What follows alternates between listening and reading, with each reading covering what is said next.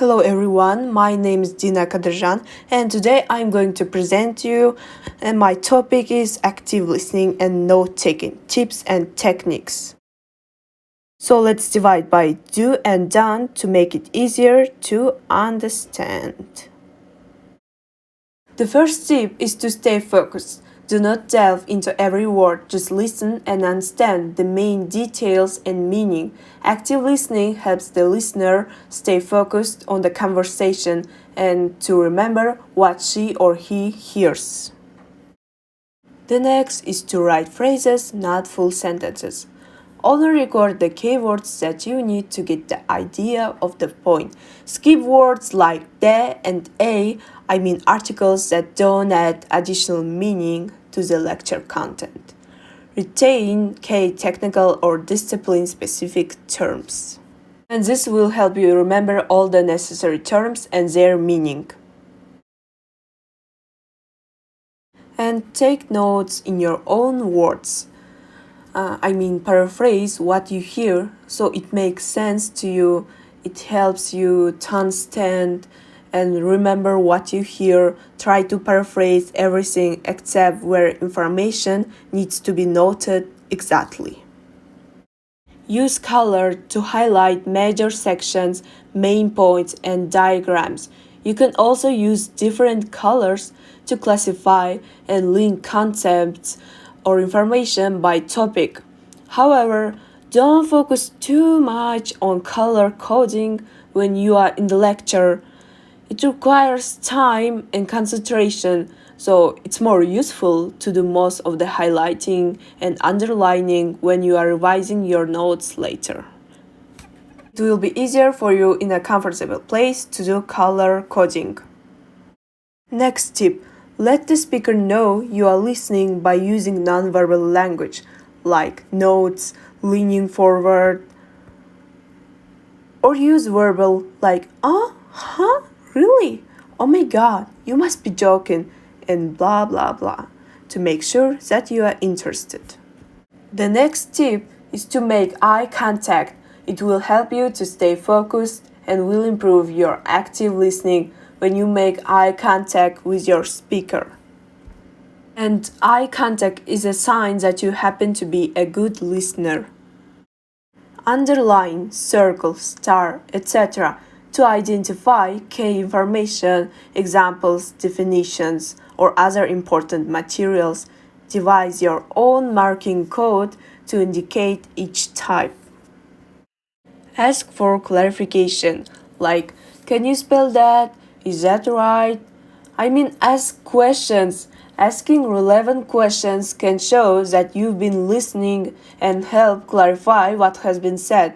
If you are not sure if you've understood correctly, wait until the speaker pauses and then say something like, did you mean that? Or I'm not sure if I understood what you were saying about. You should also use open questions where you can like, how did that make you feel? What did you do next? Like that. And don't be shy, because it's better to be a fool for a minute than a fool for forever. The next is encourage the other person to offer ideas and solutions before you give yours. Aim to do 80% of the listening and 20% of the talking. And let's learn what to not to do. So the first is don't doodle or write other things in your notebook. It's really unnecessary and you will get even more bored. So it's better not to do it. And don't interrupt. Being interrupted is frustrating for the other person. It gives the impression that you think you are more important or that you don't have time for what they have to say. If you are naturally a quicker thinker or speaker, force yourself to slow down so that the other person can express themselves. Remember, a pause or a few seconds of silence doesn't mean that you have to jump in. Letting the other person speak will make it easier for you to understand their message too.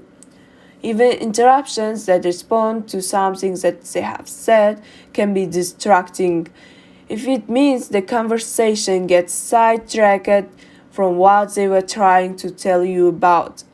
If this does happen, steer the conversation back to, "So you were telling me about." Don't look out the window or door because your attention will be distracted. I also love to look out the window during lessons, dreaming about something else, and forgot what the teacher was explaining. As I said at the beginning, stay focused and study. Don't impose your opinions or solutions. It's not always easy, but lending a listening, supportive ear can be much more rewarding than telling someone what they should do. When a loved one has health problems is a time when they probably want to tell you how they're feeling and get things off their chest rather than have lots of advice about what they should be doing. In other areas of life too, most people prefer to come to their own solutions. If you really must share your brilliant solution, ask first if they want to hear it. Say something like, in a gentle way, "Would you like to hear my suggestions?" In conclusion, I want to say that being a strong, attentive listener will help you be a strong leader as well. Your co-workers and direct reports will respect you more and you will likely see improvements in your relationships with them as a result. If you work to develop your active listening skills, you won't only become known as a good listener, you will become a better leader as well. And that's it. Thank you for attention. I hope this was informative for you. Goodbye.